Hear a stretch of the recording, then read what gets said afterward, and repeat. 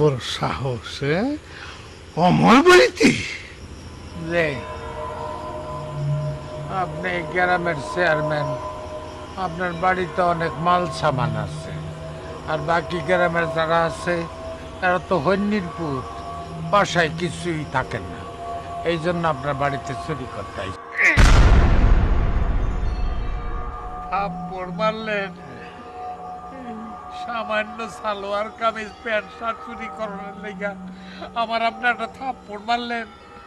হ্যাঁ, আপনি যে রিলিফের টিন চুরি করেন, কাবি খা কাজের বিনিময়ে খাদ্য, গম, চাল, চিনি এগুলা যে চুরি করেন, আর ওই যে বোল বানাইবার জন্য সরকার আপনারা যে টাকা দেয়, এই টাকা যে আপনি মারেন, আমারে যদি এই সামান্য জিনিসের জন্য একটা চোর মারেন, আপনার তো একটা কম করে হইলেও 10টা চোর খাওয়া উচিত। কি কইলি? পারবেন না, তেল মেয়ে খাইছি। আমিও রেডি হয়ে আছি। হ্যাঁ ছাই, এই, তোরা কে কোথায় আছিস? ধর, ধর, এই, কালকা সারা রাত বাইন্ধে রাখ।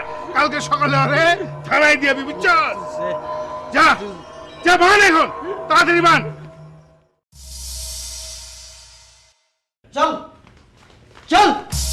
স্যার, গতকাল এই চোরটা চেয়ারম্যান সাহেবের বাড়িতে চুরি করতে গিয়ে ধরা পড়েছিল। 12:30টার মধ্যে কোর্টে চালান করে দাও। জামাই বাবাজি, আপনি এখানে? ইচ্ছা করে আসি নাই, আমারে বাইন্দা দিয়া গেছে এখানে। স্যার, গতকালকে এই শালা চেয়ারম্যান সাহেবের বাড়িতে। গালাগালি করবেন না স্যার, চোরকে চোর বলবো না, এই শালা তো অনেক বড় চোর। এইবার নিয়ে আপনি 2বার শালা বলেছেন।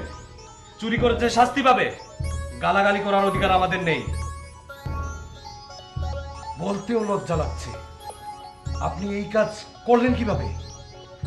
সংসার আছেন না, সংসার তো খুব খারাপ জায়গা, ইচ্ছা না থাকলে অনেক কিছু ধরে যায়। চোরের মুখে নীতি কথা। ও, তুমি কোনো মিটিং এ যাও নাই? গেছি না, অনেক মিটিংয়ে গেছি। তাহলে সেখানে আমার মতো চোর দেখো নাই? তারাও তো নীতি কথা বলে। চুপ করেন, বেশি কথা বলবেন না। ও, রিপন সাহেব, স্যার। ওনাকে নিয়ে হাজতে যান। 12:30টার মধ্যে কোর্টে চালান করে দেবেন। জি স্যার। চল, আই বেটা, চল চল বেটা। কই গেলা, কই গেলা তুমি? আমি তো আইছি। না না, আরে সর্বনাশ, তুই করতে নাই দিন। তুমি 15 দিন কইছিলা। ও, কি 15 দিন আমি এই যে 15টা দিন আছে না, এই 15টা দিন আমি শ্বশুর বাড়িতে গেছিলাম। কি? তোমার শ্বশুর মারা গেছে 20 বছর হয়েছে, বাড়ি নিলাম। কি বুঝা শ্বশুর বাড়িতে গেলাম না? তুই একটা ব্যাগ কল, তোরে আমি হুদা হুদি লেখাপড়া শিখাইতেছি, আর শ্বশুর তো মরছে 20 বছর আগে। হ্যাঁ রে, আমি কবর দিছি না, সেইখানে বৈশা খুব কাঁদছি। শ্বশুর আবার এত আদর করতো, আর তুই হাত তুই তার জান্নাতের জন্য দোয়া করছি। জীবনে নামাজ কালাম পড়ো নাই, তো হঠাৎ এত ফরেজগার হইলা কেমন? হেদায়েত, হেদায়েত। হেদায়েতটা কি? আরে তুই একটা বলদ নাকি? হেদায়েতের মালিক হইল আল্লাহ। উনি যাকে খুশি হেদায়েত করতে পারে, যাকে খুশি গোমরা করে দিতে পারে, কবিজ বানায় দিতে পারে। বুঝছিস?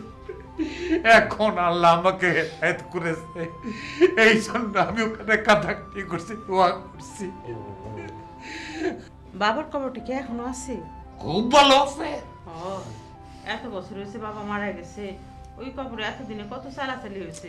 কার কবরে জিয়ারত করে আসছেন কে জানে। ওহো, বাদ দাও তো, আমার খুব খিদা লাগছে। আচ্ছা, রাঁধছোটা কি কও? পোলাও আর ছোট ছোট আলু দিয়ে মুরগি ঝোল করছি। পোলাও, ছোট ছোট আলু দিয়া মুরগির ঝোল, এসব তুমি পাইলা কই? হ্যাঁ, এসব তো তোমার পাওয়ার কথা না, যে কয়দিন আমি ছিলাম না। তুমি কি আমার কম ধরছো নাকি? এসব আপনি কি করেন? আমার সুই খাইরুন দিছে। চুল দিতেও শুই নাই, আমার পেটে যা খিদা লাগছে ডবল হয়ে গেছে। এতদিন ছেলের খিচুড়ি আছে না, ডাটা দিয়া আর এই বেগুন দিয়া লাবড়া বানাইছে, খাইতে খাইতে হয়রান হয়ে গেছি আমি। তুমি কি জেলে ছিলা? তুই আর জীবনও মানুষ হবি না রে ভাই, এটা একটা উদাহরণ।